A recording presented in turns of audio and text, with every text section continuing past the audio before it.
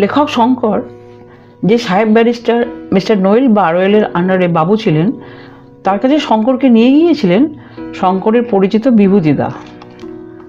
শঙ্করের আগে তার কাছে বিভূতিদাই টাইপিস্টের কাজ করতেন। এই নোয়েল বারওয়েল ব্যারিস্টার সাহেব কাজের সময় ভয়ানক গম্ভীর, কিন্তু কাজ শেষ হলেই এত বড় ব্যারিস্টার কিন্তু শিশুর মতো মন, সহজ সরল। বিভূতিদা শঙ্করকে গল্প করেছিলেন, একদিন হঠাৎ সাহেব তাকে ছুটির পরে ডেকে একটা জরুরি টাইপ করে দিতে বলেছিলেন। বিভূতিদা তখন অন্য ব্যারিস্টারের কাছে কাজ করতেন। অত বড় ইংরেজ সাহেব তাকে ডেকে কাজ করে দিতে বলেছেন, তাতেই তো বিভূতিদা বিস্মিত ও আপ্লুত। তিনি এক মনে টাইপ করছেন, হঠাৎ তার কানে গেল, মাই সন, কমলা লেবু খাবে? বিভূতিদা চমকে উঠে দেখলেন সাহেব তার সামনে দাঁড়িয়ে রয়েছেন, তার হাতে একটা কমলা লেবু। বিভূতিদা অবাক, এ আবার কেমন সাহেব? মুনিবরা আবার টাইপিস্টদের সঙ্গে কমলা লেবু ভাগ করে খায় নাকি? এই যে ব্যারিস্টার সাহেব, শিশুর মতো সরল, অধস্তনদের সঙ্গে এমন সহজ ব্যবহার, তাতে কি তিনি কোনোদিন অসম্মানিত হয়েছিলেন? না না, কখনোই নয়, বরং উল্টোটাই।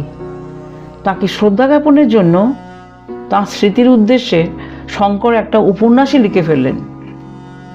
সাহেব জীবনের শেষ দিন পর্যন্ত এরকমই ছিলেন।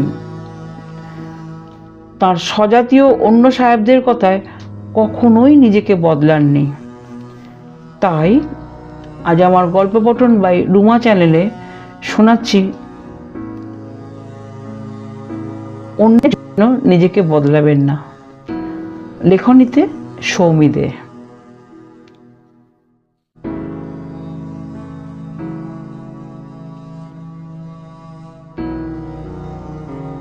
আপনি ভীষণ খোলামেলা, সহজ সরল।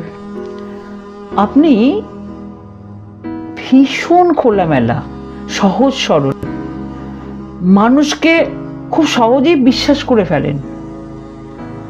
মানুষকে খুব সহজেই বিশ্বাস করে ফেলেন। তাই জন্য জীবনে অনেক আঘাত আসে। আপনাকে হয়তো অনেকেই বলবেন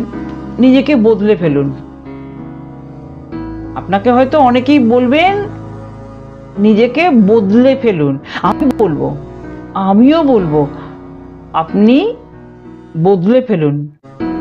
শুধুমাত্র সেই মানুষগুলোর সঙ্গে নিজের ব্যবহারটা বদলে ফেলুন। বুঝলেন? শুধুমাত্র সেই মানুষগুলোর সঙ্গে নিজের ব্যবহারটা বদলে ফেলুন, কিন্তু নিজেকে নয়। দু একটা আঘাত প্রত্যেকের জীবনেই আসে। আমরা সবাই যদি দু একজনের ব্যবহারে নিজেকে বদলে ফেলি, তাহলে সরলতা শব্দটা একদিন বিলুপ্ত হয়ে যাবে। আমাদের আশেপাশে কিছু হৃদয়হীন রোবট ঘুরে বেড়াবে, তখন সেই সমাজ আমাদের কাছে হয়তো বাসযোগ্য থাকবে না। আপনিও তো সমাজের একটা স্তম্ভ। তাই নিজের ভেতরে সরলতাকে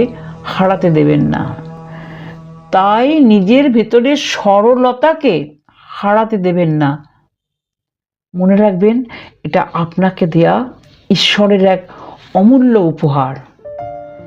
আপনাকে